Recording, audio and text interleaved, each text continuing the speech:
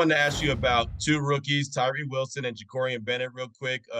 Tyree looked like he might have been hesitating a little bit, trying to break down what was going to happen when it was coming to him. What'd you see from him on film? And then Jacorian Bennett, what'd you think about his open field tackling and his willingness to put his head in there and get it done?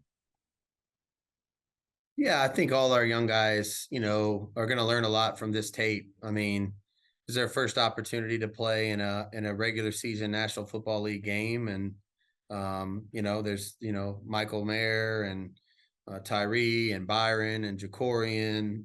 They all, they were all in there for a number of plays, and they're going to see some good things that they did, and they're going to see some things that they didn't do very well. You know what I mean? And so great opportunity to learn from what we saw. I think that's really the case for all of our players, but our young players especially are going to see some things that that they can do better. And I think they probably felt a much different speed of the game. As you go into the regular season from the preseason, it's just a different speed. And so everything happens a little quicker. So I think that's what we'll see. And JB did a nice job, had a few opportunities there to make some open field tackles, and I thought he did a decent job of getting the guy to the ground. So our corners need to do that, if they're going to go in there and crack the safeties and all the rest of it. So at some point, the corner is going to have to be out there isolated on the edge one-on-one, and I thought JB did a good job of getting them to the ground. Hey, Josh, what did you see from Jerry Tillery on film? I know he had a sack, also played a little bit on the outside. Yeah, JT played a multitude of roles for us, and I thought, there was some really good football plays, in the running game, strong on the edge, did some things in the pass rush, had the one offsides penalty in a fourth down situation that we'll learn from. And there was a couple things that certainly we can clean up, in the run and in the rush. But Jerry's a good football player, and he's been unselfish. He's played a lot of different roles, worn a lot of different hats for us, and he contributed to the success that we had on defense yesterday in both phases. Josh, two questions. Any chance that Chandler Jones is going to be joining you guys in West Virginia and for the game on Sunday? And saw that Hunter didn't really get involved. Is that sort of just the way the game organically went in terms of where the ball went? Yeah, I think that's just the way it got. I mean, there are games where certain things happen and the ball gets targeted to the different guys differently, and we're trying to tell our quarterback to read the defense and then try to go to the best spot with the ball, as opposed to read the defense and go to one guy with the ball. And so some games that might mean the player in the slot gets 10 or 12 targets. Some games it might mean 2 or 3. And yesterday was one of those ones where just the game played out a certain way, and the coverage dictated that the ball went elsewhere. So that's what that is. And I have no updates on Chandler. I'm going to stick with what I said last week.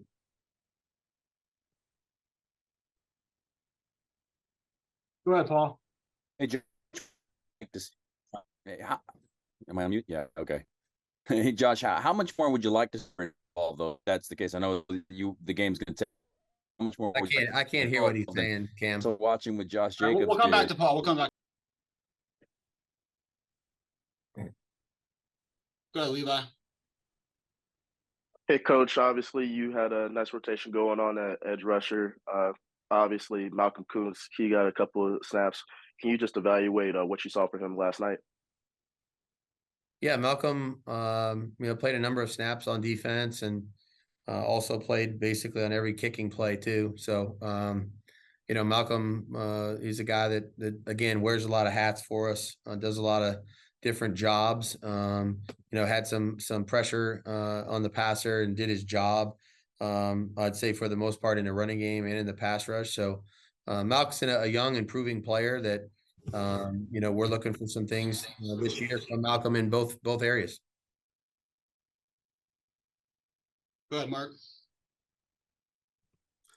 Josh, what does it tell you about, or how does it help moving forward to win a game like you did yesterday, making those mistakes and overcoming them? And on the other side, how important is it to clean all that stuff up? It's obviously the most important thing we can do is learn from this game, and the things that we need to do better, which are numerous across the board, offensively, defensively, and in the kicking game. There's many things that we can do better and need to do better as we go forward. So that's my job as the head coach. Our job as the coaching staff is to try to identify those things, which we have this morning and last night. And, we're going to be hard at work at trying to, improve in many areas. I think that's really the nature of the National Football League this week and moving forward in the month of September is, a lot of times this is your first opportunity to see your football team play a game. And now it's time to really make the corrections that are necessary for you to get better. So huge point of emphasis for us, obviously, moving forward is to try to make progress and improve in every area. And at the same time, it's an imperfect game. It's hard to win on the road in this league, and to win close games and to try to play some of your best football in the fourth quarter to do it. Those are all traits that you're going to need at some point in time during the season, and those will all serve you well at the end of the year. Josh, along those lines, how did you feel about just kind of how the team responded to getting a victory, and were you happy with how they took it, and also just kind of moving forward from that, saying, hey, not settle for just winning one game and kind of moving forward from it? And then also, did you have an update on Jacoby? Yeah, I don't have any update on Jacoby. He's in the protocol, so I mean that's all I can say about that. And then I think our team is really look, when you win a game in the league, you should be excited about doing that. It's hard to do that. I mean, every game's hard. It doesn't matter who you play, doesn't matter where you play. They're all difficult because every team has good players and good coaches, and it's tough to win.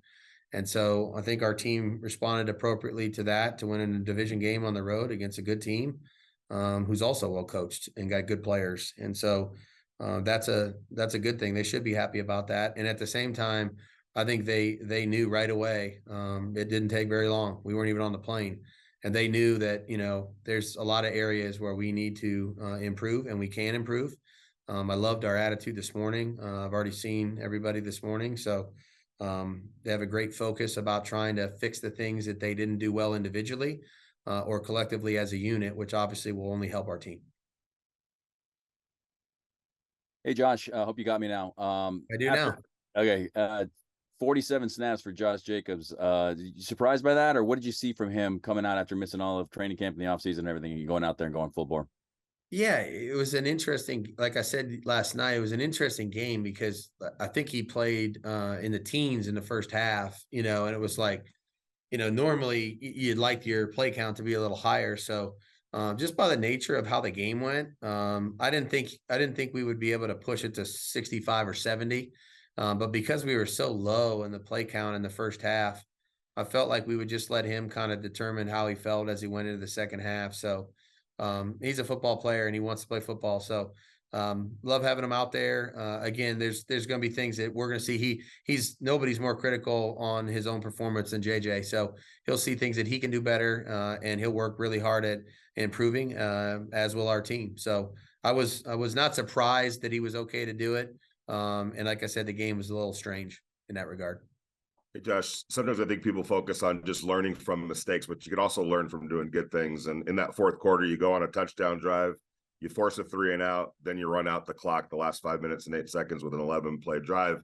Are those things that you could put in the memory bank, in the good way? 100%. Again, I think there's many lessons you learn every game you play. And I would actually start, Vinny, with roughing the punter. We had an opportunity to make a play there and block a punt, and just missed that opportunity, and then ended up getting called for the roughing call. And then, the defense has to ultimately make a red zone stop there to force a field goal, which preceded the scoring drive that took the lead, and then the 3-and-out, and then the 4-minute drive. So I thought there was a lot of mental toughness and resiliency required from our team, in that situation on the road. And I thought our maturity showed up. We didn't flinch. The guys hung in there, just kept trying to focus on doing their job. And I thought we played some of our best football at the end of the game, which obviously you're going to need that in close games. Final two questions, Vic and Sam. Yeah, I wanted to ask you about the right tackle rotation. Is it possible it's making those guys better and the line better as a whole? I mean, I just think that, you know, Thayer and Jermaine have busted their butts, man, and really worked hard at competing with each other. I think they're very unselfish. I thought, you know, both of them did some good things yesterday in the football game. Thayer obviously helps us, Vic, as you know, as the jumbo tight end. So he's on the right and the left, kind of just by the nature of playing some of that position as well. But you know, to me, it's if you have good football players and they've earned the right to play. I know most people don't consider that, you know, well, you don't rotate. Well, we didn't rotate them the entire game long, but you know, we have more than 2 receivers that can play. We have more than 1 back, you know, and so those guys earned that. And so I think you know, if the guy, it only helps us if we're going to need it eventually in the season, which obviously at some point we will. And you know, that's what, you know, the game of football tells us. So I think they both acquitted themselves decent, and they both earned this opportunity. But I was really happy with the way that they played when they were in there.